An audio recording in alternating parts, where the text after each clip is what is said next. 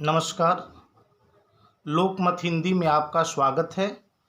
मैं काशी से आचार्य पंडित धीरेन्द्र मनीषी इस आमुख पटल पर आप सभी को नमस्कार करता हूं और 25 अगस्त दिन मंगलवार के दिन खग्रास सूर्य ग्रहण में किन किन कार्यों को करना चाहिए, नहीं करना चाहिए, क्या समय है ग्रहण का, सूतक काल क्या है, कौन से कर्म का निषेध किया गया है, स्नान आदि की क्या विधि है, इन सभी प्रतिपाद्य विषयों को लेकर मैं आपके बीच समुपस्थित हूँ। 25 अगस्त मंगलवार के दिन खग्रास सूर्य ग्रहण है और वह सूर्य ग्रहण काशी के समयानुसार 4:29 सायं से 5:42 सायं तक है। अलग अलग जगहों में स्थानीय समयों के अनुसार समय में थोड़ा फेरबदल हो सकता है, तो आप यह मान के चलिए कि सायं 4 बजे से लेकर 6 बजे तक सूर्य ग्रहण है। और हमें यह जानना चाहिए कि सूर्य ग्रहण के दिन 12 घंटा पहले सूतक लग जाता है, तो उस दिन 25 अगस्त को मंगलवार के दिन भोर में 4 बजे से पूर्व यदि यह पूजा पाठ आप कर लेते हैं तो बहुत उत्तम है। इसके बाद जो देवालय आदि हैं उसके पट बंद हो जाएंगे और 12 घंटे तक का सूतक काल माना जाएगा। उस सूतक काल में आपको क्या क्या करना है, कौन कौन से निषिद्ध कर्म हैं, कौन कौन से आपके करणीय कर्म हैं, इन सब विषयों को मैं एक एक करके बताते जा रहा हूँ। देखिए, सबसे पहले हम स्नान की बात करते हैं। हमारे निर्णय सिंधु में यह मत आया हुआ है कि जब सूर्य ग्रहण या चंद्र ग्रहण हो तो आद्य और अंत, मतलब प्रारंभ में भी और अंत में भी स्नान करने का विधान बताया गया है। एक श्लोक आया हुआ है, उसका एक छोटा सा पार्ट मैं बता रहा हूँ आपको। आद्यंत्योः स्नानम कुर्यात्, ऐसा लिखा गया, करना चाहिए आदि में भी और अंत में भी, यानी ग्रहण के पहले भी और ग्रहण के बाद भी व्यक्ति को स्नान अवश्य करना चाहिए। स्नान में भी कहाँ करना चाहिए, कैसे करना चाहिए, उन सभी विषयों को मैं धीरे धीरे करके आपको बता रहा हूँ। कहा गया है, ग्रस्यमाने भवेत् स्नानम ग्रस्ते होमो विधीयते, मुच्यमाने भवेत् दानम मुक्त स्नानम विधीयते। ऐसा कहा गया है कि ग्रहण काल में क्या करना चाहिए। तो ग्रहण के पूर्व आपको स्नान करना चाहिए। ग्रहण जब चल रहा हो उस समय जप दान आदि करना चाहिए, जप करना चाहिए। जप दान का मतलब जप करने से मतलब है, दान से मतलब नहीं है। और विशेषकर होम करने की बात कही गई है। और जैसे ही ग्रहण की समाप्ति हो जाए, स्नान करने के बाद दान देने की बात कही गई है। तो वही बोला कि ग्रस्यमाने भवेत् स्नानम ग्रस्ते होमो विधीयते। जब सूर्य ग्रहण हो जाए तो उसके पूर्व आप स्नान कर लें। जब सूर्य ग्रहण लगा रहे उस समय आप जप करें। जप की संख्या 4 गुना बताया गया है करने का, या नहीं तो आप होम आदि करें। और जैसे ही ग्रहण समाप्त हो जाता है वैसे आप दान करें, यह विधि बताई गई है।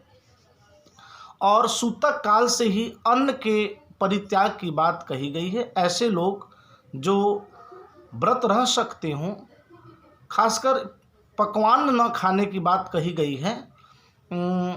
मैं एक बात स्पष्ट कर देना चाहता हूं आपको कि ग्रहण में सूतक काल 12 घंटे लग जाता है, तो सूतक काल में आदमी को पका हुआ अन्न नहीं खाना चाहिए। यह लंबा समय है, कैसे आदमी रह सकता है। इसके लिए फल आदि का आप भोग कर सकते हैं। जो भी हमारे लिए फल आदि हो, जो हमारे फलाहार आदि की चीज़ें हैं, उसको आप सूतक काल में खाइए। सूतक काल में अन्न का भोग मत, जो पका हुआ चीज़ है उसका भोग आप मत करिए, यह निषेध बताया गया है। ग्रहण काले ततः प्राग्वा पक्वम अन्नम, ऐसा लिखा गया है कि सूतम के समय ही अन्न का परित्याग कर दे। मोक्ष आदि होने के बाद, स्नान करने के बाद आप भोजन कर सकते हैं, लेकिन सूतक काल 12 घंटा से पूर्व यानी 4 बजे भोर से ही आपको कुछ खाना नहीं है। खाने में आप फलाहार ले सकते हैं, मैं बार बार बता रहा हूँ, अन्न आदि का परित्याग करना है। और स्नान करते समय मंत्र रहित स्नान करना है, ऐसा स्मृति रत्नावली में लिखा गया है कि सूतक काल आदि में आप स्नान कर लें।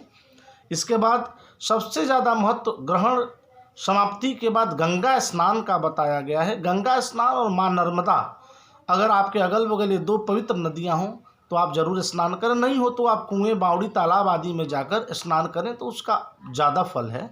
हमारे ग्रंथों में यह आया हुआ है, निर्णय सिंधु में, गंगा स्नानम तो कुर्वीत ग्रहणे चंद्र सूर्यो हो, चंद्र ग्रहण हो या सूर्य ग्रहण हो, गंगा स्नान का बहुत बड़ा फल बताया गया है। साथ ही साथ कहा गया है, सर्व गंगा समम तोयम राहु ग्रस्ते दिवाकरे, 10 करोड़ गुना फल मिलता है यदि सूर्य ग्रहण के पर्यंत, सूर्य ग्रहण के बाद आप जो है गंगा स्नान करें तो उसका 10,000 करोड़ गुना फल की बात बताई गई है। साथ ही साथ यह भी एक श्लोक आया हुआ है कि सूर्ये च राहुना ग्रस्ते तमोभूते महामुने नर्मदा तोय संस्पर्शे कृतकृत्या भवन्ति ते, नर्मदा माँ के जल का यदि आप स्पर्श कर लेते हैं तो आप अपने जीवन को कृतकृत्य कर लेते हैं।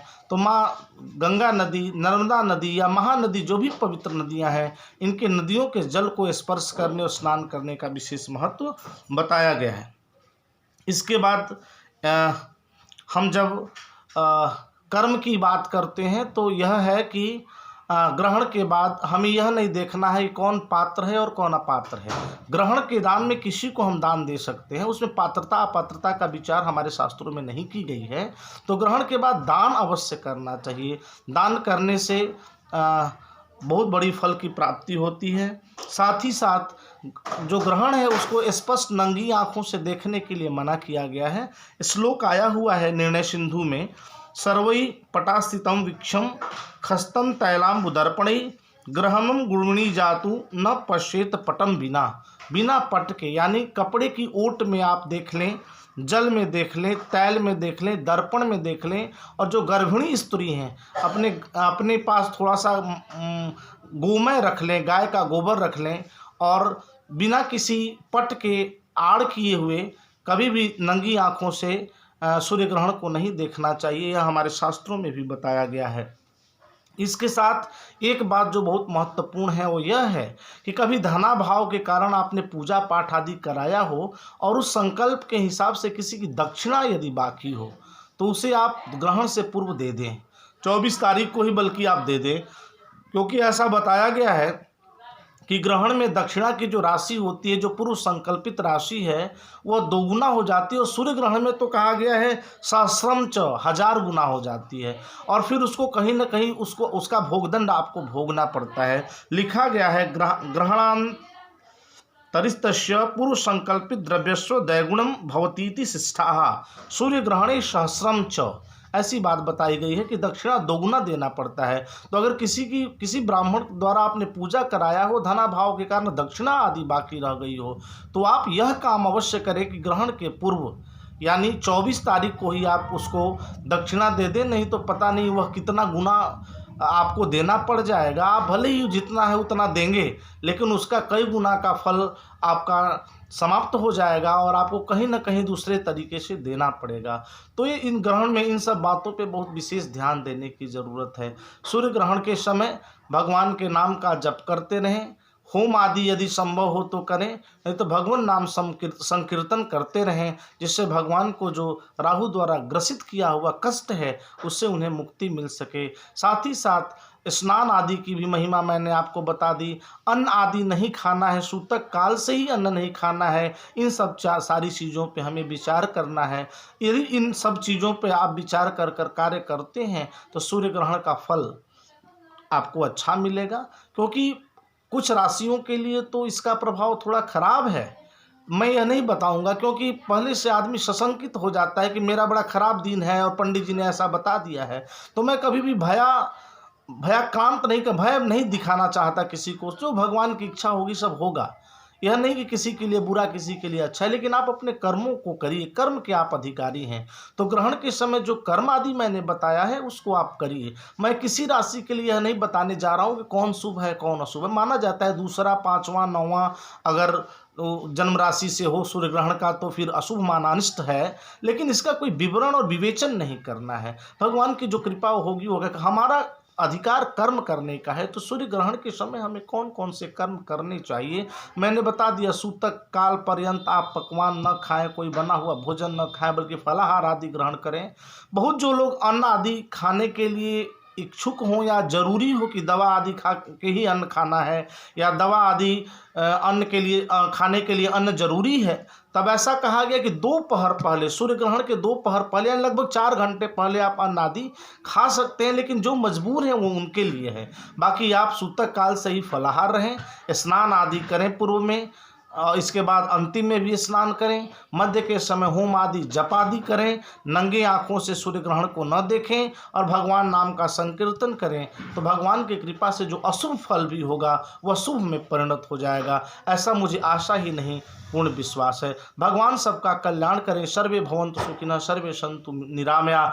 इस प्रार्थना के साथ सूर्य ग्रहण का जो अशुभ फल है वह भी शुभ में परिणत हो जाए, इसी कामना के साथ मैं काशी से आचार्य पंडित धीरेन्द्र मनीषी इस आमुख पटल पर सूर्य ग्रहण के निमित्त जो कर्म निषेधात्मक और जो करणीय कर्म थे उन कर्मों को लेकर आपके बीच समुपस्थित था। इसी तरह के निर्णयों को लेकर आगे भी मैं समुपस्थित रहने का प्रयास करूंगा। जय श्री हरि, जय विश्वनाथ।